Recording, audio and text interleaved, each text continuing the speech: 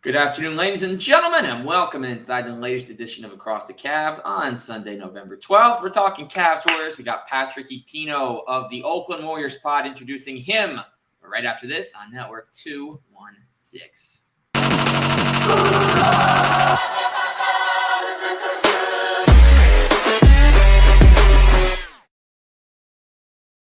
All right, welcome back, folks. Patrick Epino has been here before. We were both in the TBPN, the Basketball Podcast Network, also known as Hoops Podnet, together. We're both still going. He's the Oakland Warriors. We got Across the Cavs. And, Patrick, you knew we had to do this because when the Cavs and Warriors play pretty much forevermore, as long as Steph is still around, Clay is still around, Draymond is there, there is always going to be history between these two teams. Yeah, absolutely. What I've enjoyed so far this season is watching the Warriors play all these teams that have kind of turned over from the beginning of the dynasty, and it's like a whole new category of players. So it's the Rockets, it's the Cavs, it's other teams. So I'm enjoying it, and the Cavs are always one of my favorite teams to watch right now, to be honest. And quick question on the Rockets. I wasn't planning. This is unplanned, but you mentioned the Rockets. They've won 6 in a row, not playing either of their first-round picks. Amen Thompson is hurt. Cam Whitmore demoted to the G League. Are they a legitimate playoff team? I don't think so, not in the West. I mean, unless somebody gets just decimated by injuries. They could threaten for like a play-in spot, but I just think the West is so stacked up top, and then you have a lot of young up-and-coming teams similar to the Rockets who are just maybe a step ahead, a year or two ahead of them. So I like them. I like what they turned into, and I'm actually kind of impressed. I'm really surprised.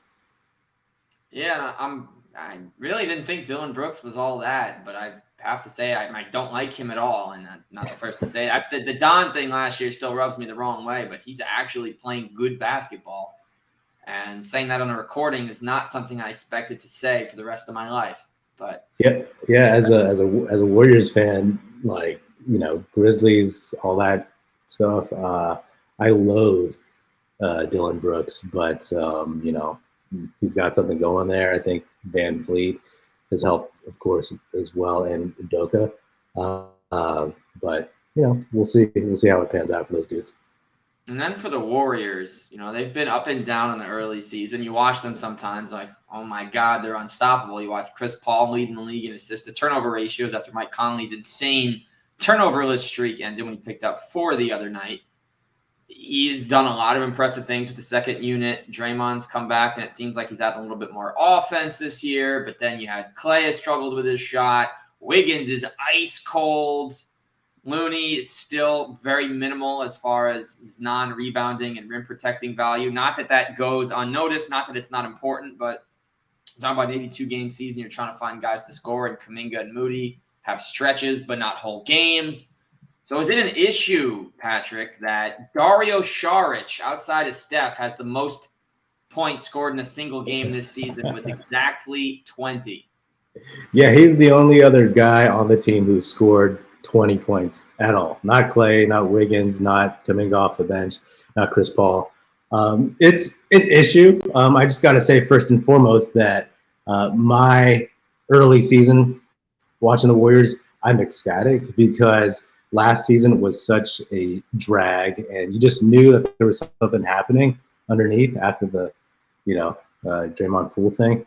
But now it's like, okay, you just worry about basketball, what's going on.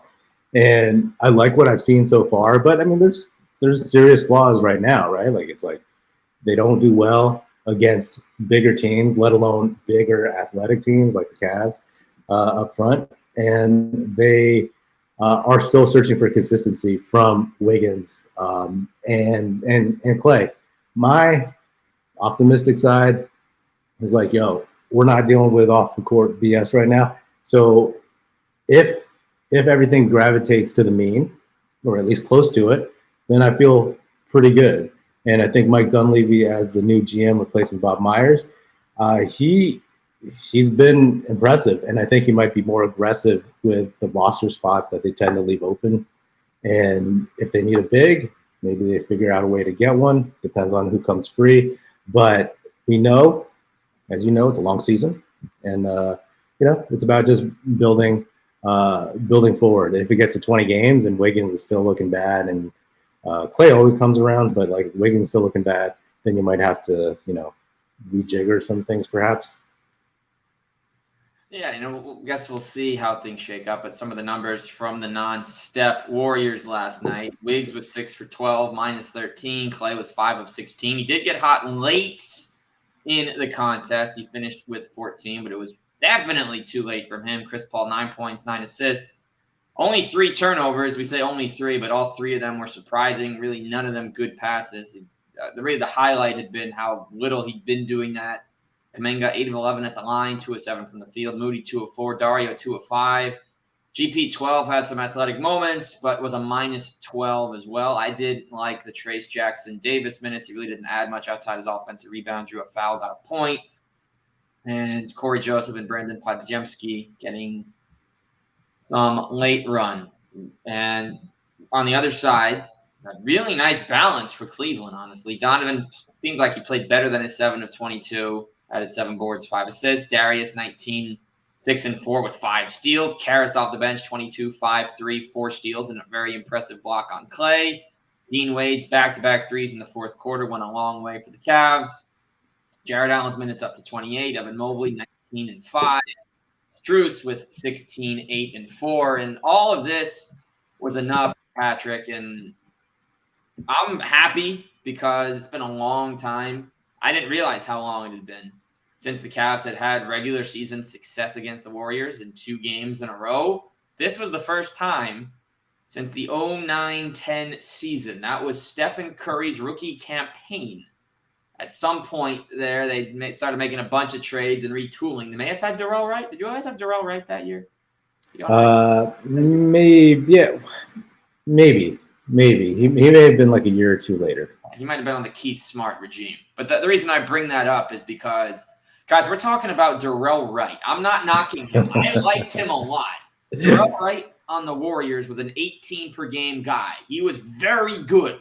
I really enjoyed. The Keith Smart Warriors only got 1 season because they won 36 games, and they're still like, Mark Jackson. Mark Jackson set the blueprint, helped you guys get 4 titles. But it was 4 titles? Yeah, 4 titles. Overall, he set the blueprint. Steve Kerr, he walked so Steve could run.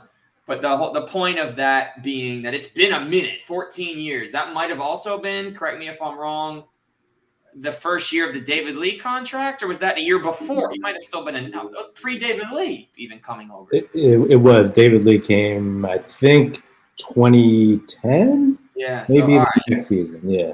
David Lee was not even a Warrior yet, and keep in mind, David Lee going to the Warriors was one of the biggest moves in the NBA at the time, leaving the Knicks after his second 2010 season and getting an all-star nod. He was a big deal at that time, not just being married to a tennis star. There's 2 things he was known for. Well, more on that later. But thoughts with that said, and they finally got a sweep. The Cavs finally, at least for now, can celebrate something against the Warriors. It's been a long time, 7 years since they've been able to celebrate anything against them, and 14 years in the regular season. Who's got a better short-term outlook between now and the All-Star break, in your opinion? Oh, that's a tough one because I think that I like the Cavs. Obviously, I like the Warriors. I think the short term, and it's a toss up to me. I'll say Warriors. I think the thing about the Cavs is just like I said earlier, they're a really, really bad matchup with the Warriors. If the Warriors make it to the finals, hopefully the Cavs aren't there. But I think again, like the Warriors, it's a long season and they're pacing and they know they have a bunch of old heads. And they know what it takes to get to where they need to be. Unlike a lot of young teams, I mean, you've seen veteran teams, you've seen young teams, and a lot of young teams are trying to always push and press because they don't know how much it takes to get to where they need to go. And I think for the Warriors, if they end up top 4, I'm okay in the West. That's good for me. Can you say I'm okay in the West anymore? Grizzlies just did. I didn't necessarily say I'm okay in the West. But because once they get to the playoffs, they can win on the road and all that stuff. But I like the Cavs a lot. I think they're a really and like you said, they're well balanced. I've always liked Jared Allen. I've always liked Evan Mobley. I'm actually pretty impressed how Donovan Mitchell and Garland play well together as such a short backcourt. It's good that they have such tall dudes up front. And I mean, I'm curious. How far do you think they could get? Like, what was your preseason prediction for them in the East? Do you think they get past like the other guys, the top? There was no direct. I think they're going to finish here, but it has to be get past the first round. Just for as a floor, you lose in the first round again, you're going to have a lot of problems going into the offseason because as it stands right now, even in spite of last postseason, these guys are happy. And yes, it's not the best start. The Cavs have been sluggish. They've been injured. But they are happy together. I've not seen Donovan Mitchell this happy before. I'm not saying he wasn't in Utah. He loved it there. But when he's on the court, if there's something going on, he hides it brilliantly because he loves it here, which is, I think, the most important part of this core and what can happen. But it has to be, at worst, a 6-game knockout in round 2 because you have to show that you can hang with the big dogs. Ideally, the Cavs find a way into it probably won't happen. It's almost impossible. But I was hoping low-key to sneak into 1.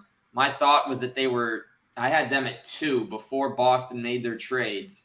And as soon as they brought in Drew to complement Kristaps, I thought you get rid of Kristaps, you get rid of Rob, you get rid of Smart, you're falling down a slight peg for the regular season. I thought they were going to drop to 3.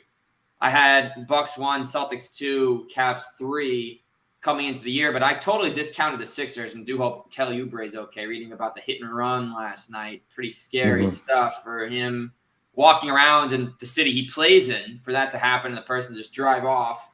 So you do hope he recovers because they've really impressed me with Nick Nurse. The Harden trade gives them depth pieces, and it's pretty clear they didn't need him because I think what they did need, also getting rid of PJ Tucker gives you a little more offensive versatility, not knocking PJ, who I think still has a lot of value. Melton can shoot from the 2 spot if you need him to, but he can defend the best player as a starter now. It gives you a real bench. Nick Nurse is managing this team better than Rivers was. I know it's only been 9 games.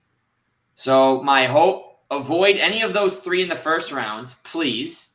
And if you can, the Knicks. If you play the Knicks again, I guess we'll see. They had 2 interesting meetings recently. Mitchell Robinson's averaging 7 offensive rebounds a game right now. Holy crap, man. I'd say now, updated prediction. I'd love a conference finals trip. Get that experience for everybody, but I think you have to get to round 2. So my hope is a competitive second-round series against whoever you match up with. First round, I don't care if it takes 7, and if it has to be comeback winning game 7, whatever it is. You have to clear round 1 because people are already talking about the coaching situation. Whether they're right or not, I'm not going to say. But you're talking about get rid of your coach this early in the season. You look at the teams that have done that before, the Suns with Earl Watson, the Lakers with Mike Brown, the Rockets with McHale. It never works. It will never work that early in a season. Ty Lue at 6 games. If you need a change, that early, you came in with this whole plan. And you're pretty much throwing the offseason regime away by doing it this early. You have to give it time. Yeah. That all makes sense because, like, I look at the Cavs and, like I said a couple times already, they're a bad matchup for the Warriors. But I think, like, when it comes to the Cavs matching up against the best teams in the East, like, there's obstacles that the Warriors don't have. But then when the Warriors face other teams who are at the top, like, they match up better with those guys. So it's this was what I was looking for from the Warriors, like how they play against Jokic in Denver, how they play against the Cavs twice in 1 week, which didn't turn out well.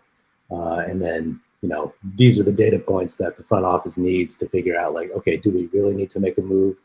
Are the guys that they have enough? Can they figure it out? And right now they haven't, because what they need is a full team effort to beat teams with size, and with Wiggins and Clay being a little bit inconsistent. And as you said earlier, like Kuminga, I love Kuminga. I like Moody a lot.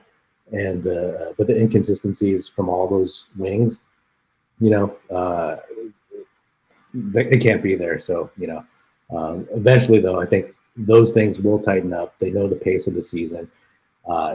If there's any terrible injuries to any of the Warriors core or their old dudes, then we're talking resetting expectations. But you also kind of bake in like 20 missed games for some of these guys, and just hope that they come back right when the playoffs start, or at least like a month before or something, and they can ramp up and just take care of 16 wins.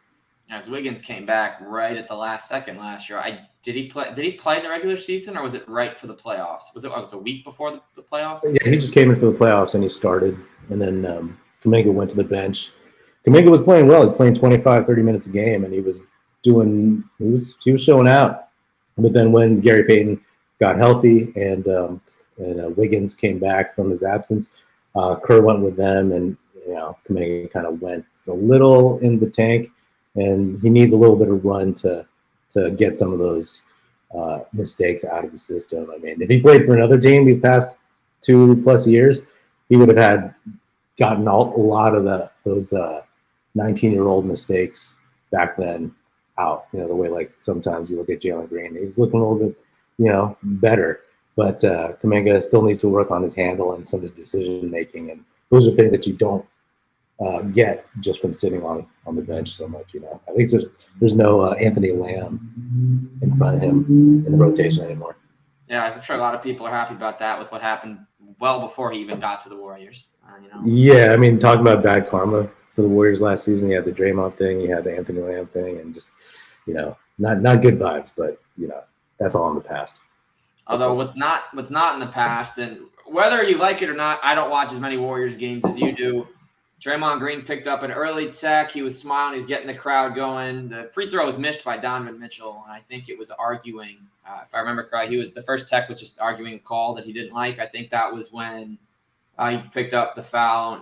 Niang, it was something with him and Niang, right? Was the first one down below the rim. Someone pulled someone down, and it's hard to see the play. I think that was his third personal at the time. Something. Yeah. Okay. Yeah. I mean, I thought it was a weird way to eject somebody like after the fact and whatnot. But it wasn't the cause of the loss. With these things with Draymond, like you kind of accept it or whatever. Sometimes he gets ejected and whatnot. Sometimes he fires the guys up in a good way. But I mean, I personally think it was kind of it was too weird of a call to make like that. Like literally, like reviewing one and then going back to the other, being like, "Hey, you know what? We're gonna get rid of this guy right now." It was weird because again, most people that support the Cavs hate him. Now, of course, when they play, it's whatever, until he does something, whatever. And I know there's the Jared Allen kick during game 1 as well. No one said anything about. I didn't really acknowledge that either. There's nothing to post on that. Thought about it, but I don't dislike Draymond like that, and I kind of wish I did in a sense, only because I think he is just so smart. He gets on this pod, and he's spouting off this brilliance.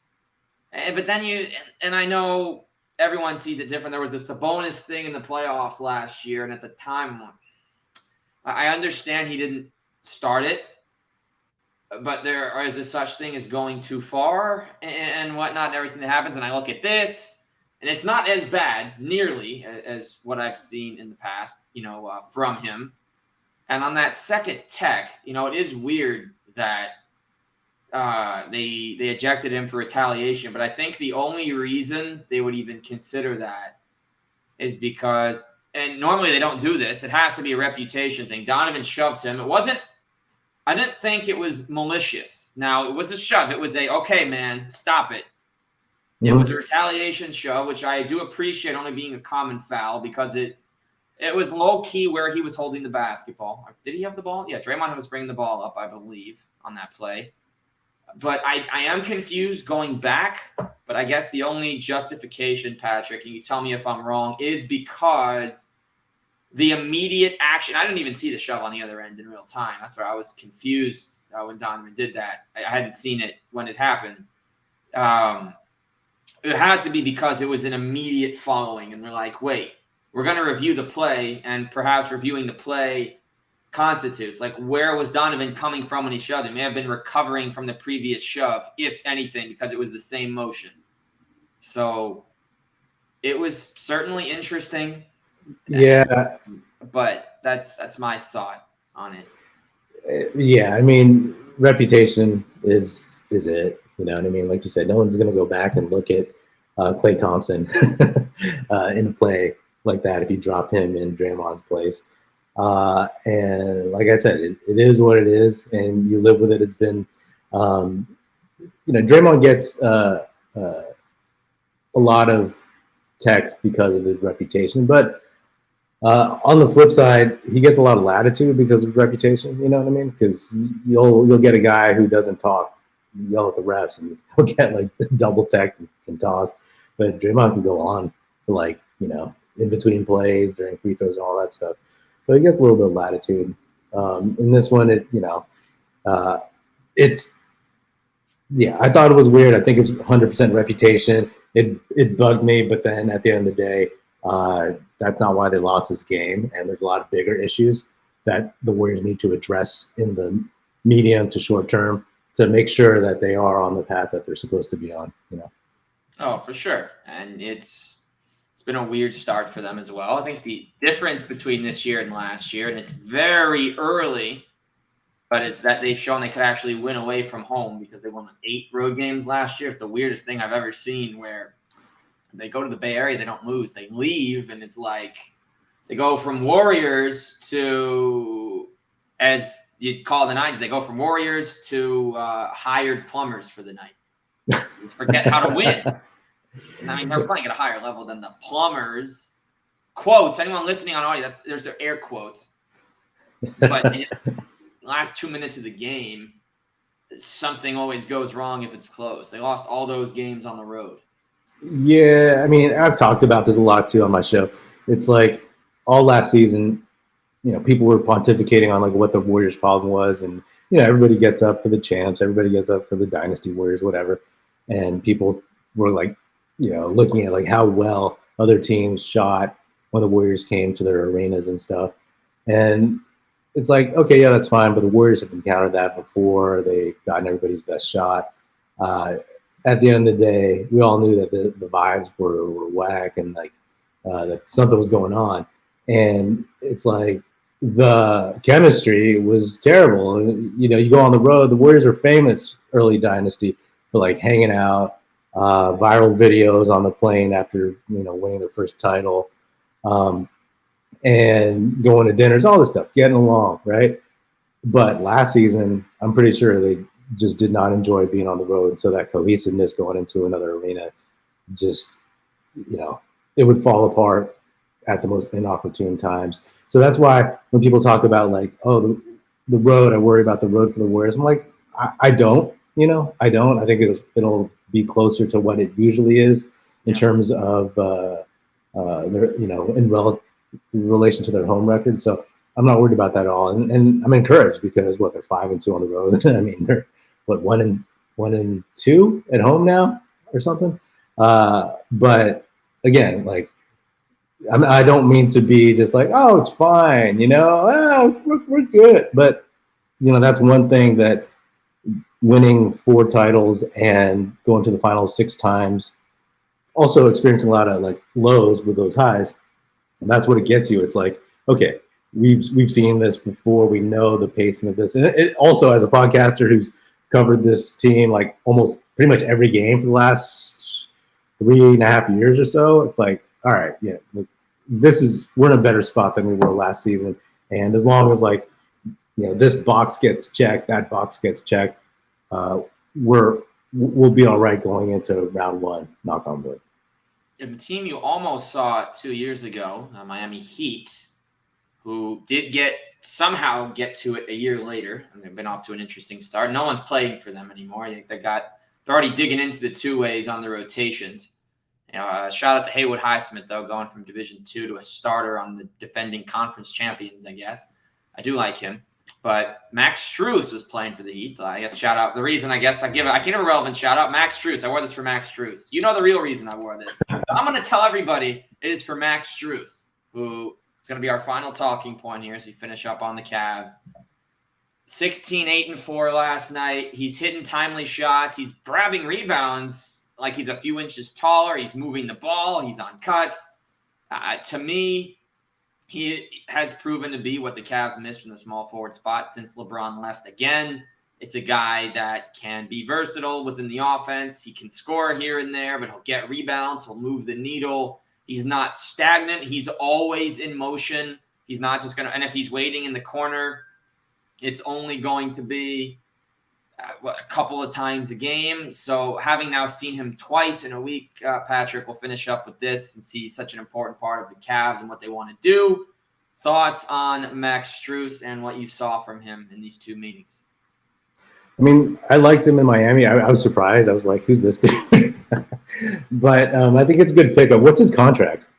It was 4 years. I don't know, it's like 4 years, 64, but we're going to go to Spotrac to confirm this. A great site if you've never used it. See, Keith Smith. Excellent site. 4 years, 62.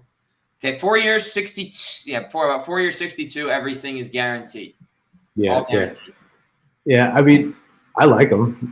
He's a great glue guy. You know what I mean? He does all those little things.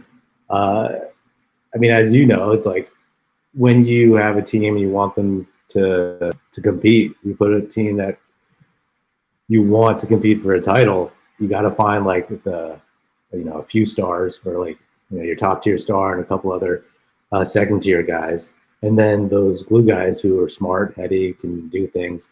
And I'm just looking at his averages for the season. I mean, it's solid, right? Like, and he does those things that I didn't think he would continue to do, to be honest. I didn't think he would continue to do this stuff after leaving the Heat, but the dude's legit. And he's like only 27 years old, so he's still getting into his prime, and he doesn't rely on athleticism, so everything that he does is going to be there for a while, barring any kind of injury and whatnot. And he's one of those guys that I think, just intangible guys, right? Like one of those dudes who there's guys that put up numbers, and then there's guys that also like make the smart plays and do the things that help a team win, and not to just like blow smoke. But I'm impressed by the dude, and I think that I don't know what his ceiling is per se, but I think just as a glue guy, when you have Donovan, when you have Darius Garland and Mobley, he fits right in there. You know what I mean? He's not demanding shots. He plays in the flow, and he played well against us, so that sucks. But you like to see these guys who are, I guess, basically underdogs, because I didn't know much about him before he made noise with the Heat. You like to see these guys come out of the woodwork and have continued success even when they get paid. So props to him, and props to the Cavs for picking him up. Had some good college competition, I think, against the Big East. That when he finally got a chance, his third year in the league, we played 2 games with Chicago. Spent some time on a 2-way. First year at the Heat, didn't see the contest as much, and then kind of like Duncan Robinson route, where he gets minutes a little bit at the end of a season, then carries it over. Because it took a couple of years for Duncan Robinson to get into the starting lineup, and he also played 6 years in college, because he played 4 years with a gap year because of his transfer, especially when you transfer into Division I. Usually you have to wait a year and whatnot. But I've loved him so far. He's had a double-double already. He's had 2-point rebound double-doubles. He had 7 threes on opening night, and I don't really mind the percentages haven't been as high because he's confident. He's putting them up. He's impacting the game in so many ways. I think he's one of the most valuable role players across the league right now, even as we've seen so many teams surprise. Well, the Cavs, like the Warriors, 6-4. You guys are fine. So far, record-wise, Cavs are at 4-5. They've blown a 10-point lead with just under 3 minutes already this year. They lost 2 to the Thunder in the way they beat the Warriors twice. They lost twice to Indiana as well, a team within the division, an in-season tournament foe. Not that that's going to affect where they end up in the playoffs, but these are the Pacers on one hand are a team that I had as actually my most ideal first-round matchup of anybody. In my last episode, before I was like as a guest on an episode somewhere else, and my prediction was that Indiana would be the easiest team to beat in the first round out of every single team they may have to face. And I've already had to eat my words because their athletic ability and their three-point shooting gives the Cavs nightmares. So I guess we'll see, right, Patrick? It's only November 12th. The season's 18 or 19 days old. We'll take the wins as they come, and once we get toward January, we can have actual concerns should we need them at right then for either of us. Yeah, 100%. Like I'm already like after these losses to the Cavs and the Nuggets, it's like a lot of murmuring of like, oh my God, we got to trade Wiggins. We got to send him to the bench and all this stuff. And it's like, no, not yet. Like the season. It's a long time, and and that's why we watch, right? And that's why they have this in-season tournament, so that like we kind of watch more, I suppose. So it is what it is. That's fair. And any last thoughts here, Patrick, about the Cavs or about the Warriors before we I do, because I just want to ask you, how's Evan Mobley tracking? Because I'm a big fan, but I haven't watched him as much. And is he? 'Cause he was heralded after his first year, and then is he still tracking to be that guy that everybody thought he was going to be at the beginning of last season? I think it depends which person you're asking, because half of people on Cavs Twitter are just like, bust. He doesn't have a jumper anymore. He doesn't have this. He's this, but he's been good on the glass. He's started to finish inside. His rim protection has been there for sure. I think the only issue with Mobley was he wasn't ready to be a full-time five, and with Jared Allen missing the start of the season, and the second option being Tristan Thompson at this as the backup big, you really can't start him in the same way. So they were starting a little smaller. They kept switching up the lineups to begin the campaign. So since Allen came back and Evan has actually been at the four, I will give you his exact numbers and then explain good or bad. Last three games, 13 and 16, 22 and 5, 19 and 5. So the rebounds going down mean absolutely nothing. Obviously, two of those games were against you guys. He's finishing when he needs to. I think he's improved his free throw shooting, and he's the current DPOY number 2 candidate. I believe he's number 2 right now, according to something I saw yesterday from early odds. They can't score over him. He's making life hell in the posts, and I really don't care if he has a jumper right now. He'll need it later. Right now, he hasn't. Last year, he was hitting some threes. This year, he's got nothing. Okoro's also missed the last couple games, so they've missed him tremendously on that end of the floor. But Mobley tracks, man. Might not be an all-star yet, like I hoped he might be, but he gets inside. He'll finish over guys, and I don't think he's scared. I think the season's gone on, he's playing less afraid on the defensive end. With the Grizzlies at 1-8, no one's talking about JJJ anymore. Mobley's going to get that type of attention, I think, that he's had in the past. We're not stat sheet stuffing his blocks. I can't speak for the people at the table, but I'm pretty sure that's the case. No one's stat sheet stuffing for Mobley. He's getting 1 block games, but his impact feels like 5 or 6 some nights. I love what he's doing, and obviously I know you love him as him being a SoCal product. I am a huge Mobley guy right now. Do you think, do you see him being like the best player ultimately in that draft class? Oh boy, I'm gonna have to quickly pull this up because I know there's a lot. All right, I'm pulling this up now real quick. So the competition is Scotty, Giddey, Franz, Cade, and Şengün, pretty much. Yeah, I guess Şengün's worked his way up. Who else is there? Good. Let's see. Cade's looked really nice this year. Jalen Green, I really can't say I've watched enough of. There's a lot of players I've seen a lot of. He's not one of them. I'm impressed by Giddey and Suggs. Scotty looks unbelievable this year. Amazingly. I was ready to keep calling him overrated. I think that's a little irrational of me, truthfully, because he does have game, and I'm still salty over the Rookie of the Year thing. And then watching him brick 10 layups with was it with Giddey in the 3x3 event that they do now?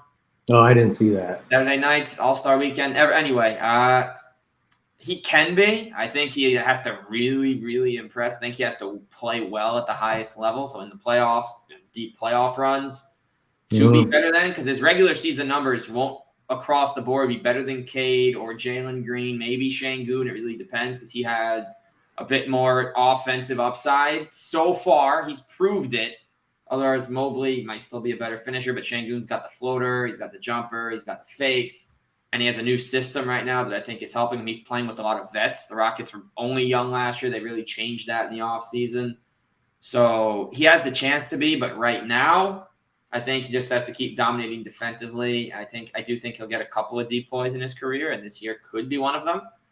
But no, obviously Wemby, Gobert. I think Gobert's number one right now. Again, he deserves it, but he'll get there. He'll get to that point of we can say when we're talking about Cade after he's been healthy for a couple of years, and we're talking about Franz, whose upside also is insane right now, and some of these other players like Scotty. I think he'll be in the conversation, and it might just come down to who you're asking if he's better than or not. Nice, very thorough. I'm hoping for the best for that guy because I like Mobley, and whenever there's a dude with that kind of talent, you just want to see it reached. You know what I mean? So, good luck to him. Love a good unicorn. You gotta love the big guys that he'll get to unicorn status once he starts making threes. I was thinking about Wemby was in my head when we were talking about Mobley for a second there, and I was also thinking of Depoy. So the word slipped out, but nonetheless, that should finish up today. Patrick, good luck to the Warriors, Patrick, the rest of this season. Let's see if we magically meet in the most unexpected final ever. I hope not. I hope not. Like I said earlier, you guys are a bad matchup. So I love if you guys do get to the finals, that means you guys found something. I'm like, you got to shore up. You got to make sure you have the perfect bench rotation that everyone that's coming in the game is playing at a high level when you need it. I think they're still trying to refine that with Niang struggling to shoot and Wade being hit or miss. With the Okoro being out, it hurts a lot of things. They're still trying to figure out that extra big situation. Last night was the first time all season that Evan and Allen were the only two bigs. There were no Damian Jones or Tristan getting rotation minutes, only end of game. So we'll see. But Patrick Epino can be found, right, at the Oakland Warriors Oakland Warriors across all platforms?